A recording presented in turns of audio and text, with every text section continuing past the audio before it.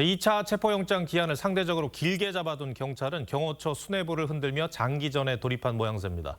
사회부 신유만 기자와 조금 더 얘기 나눠보겠습니다. 자, 신 기자, 두 번째 체포영장이 발부된 지 이제 닷새째입니다. 이번에는 영장 집행에 신중한 모습인 것 같아요.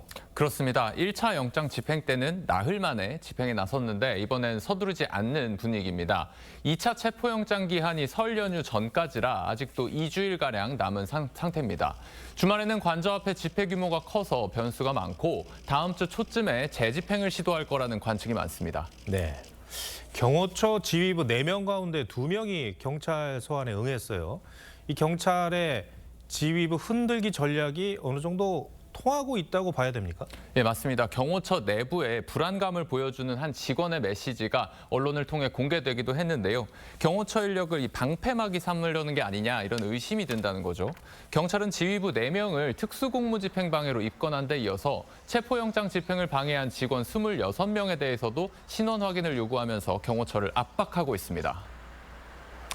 단체 혹은 또 무기를 휴대하고 공무원의 직무집행을 방해하면 특수공무집행방해로 형이 가중됩니다. 만약에 공무원을 다치게 했을 경우엔 3년 이상의 징역으로 엄하게 처벌됩니다. 벌금형도 없는 거죠.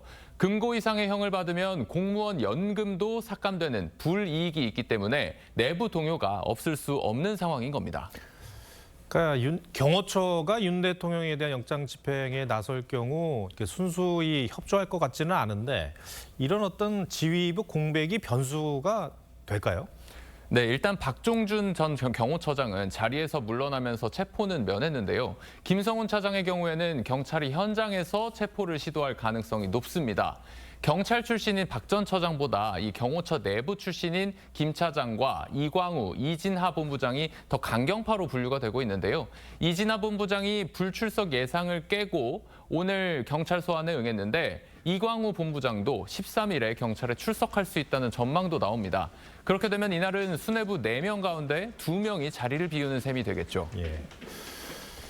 혼란스러운 상황은 어쨌든 계속되는 그런 모습인데 장기전으로 가는 그런 분위기입니까? 그렇습니다. 경호처 직원이 총 700명 정도 된다고 하는데 이 관저 경호에 동원할 수 있는 인력이 200에서 250명 정도라고 합니다. 경찰은 일단 서울과 인천, 경기 남북의 광수단 형사들을 총동원한다는 구상입니다. 조직폭력배나 마약 범죄자들을 추적해서 붙잡는 말 그대로 현장 일선의 체포 전문가들입니다. 경호처 직원들이 인간띠를 만들어서 저항을 하면 한 명 한 명 뜯어내서 체포하는 방식이 가장 유력합니다. 이에 대비해서 이들을 연행할 차량도 준비하고 있는 것으로 전해지고요. 그만큼 작전 시간도 5시간 반 만에 철수했었던 1차 때와는 비교할 수 없을 정도로 오래 걸릴 것으로 예상이 되는데요. 경찰은 관저 앞에 텐트 등을 차리고 수사 인력이 투숙하는 방안도 검토하고 있는 것으로 전해졌습니다. 네, 알겠습니다. 신유만 기자, 잘 들었습니다.